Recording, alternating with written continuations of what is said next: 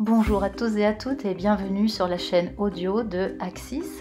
Nous sommes là pour vous accompagner dans votre évolution professionnelle et vous donner des tuyaux, des infos pour booster votre employabilité.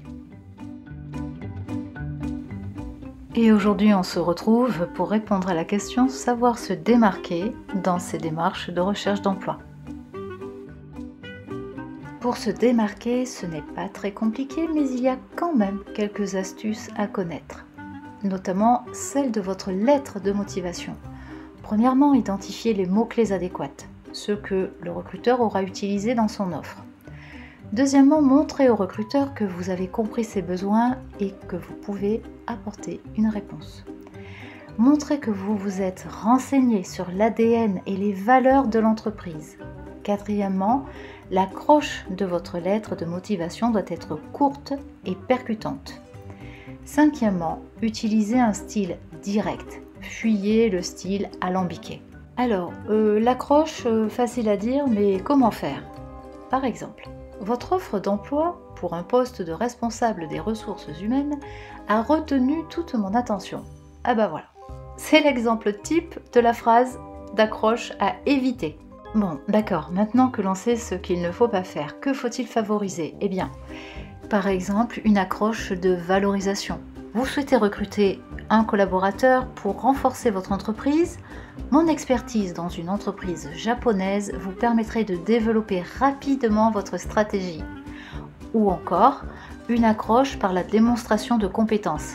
Montrez que vous avez pris la peine d'observer un point faisant partie de vos compétences et proposez votre vision comme service à l'entreprise.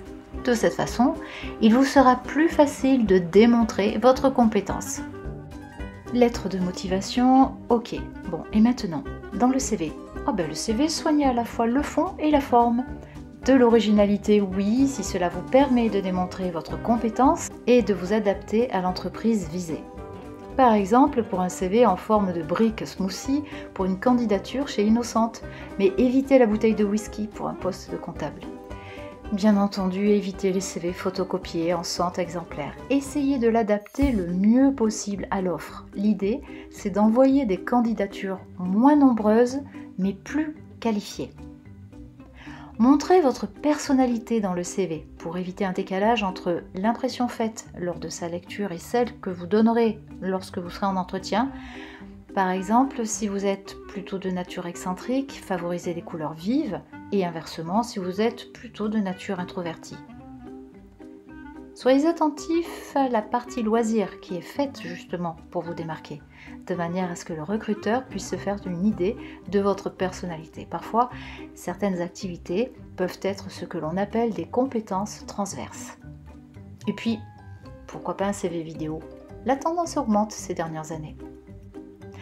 Pour finir, envoyez votre CV aux bonnes personnes. Dans l'annonce, essayez de voir si vous avez la possibilité de trouver le nom de la personne à qui l'envoyer. Parfois, il apparaît dans l'offre, parfois c'est simplement le nom de l'entreprise. Vous pouvez à ce moment-là appeler et demander l'information. Voilà, c'est tout pour aujourd'hui. On se retrouve bientôt pour d'autres astuces qui donneront des ailes à votre employabilité.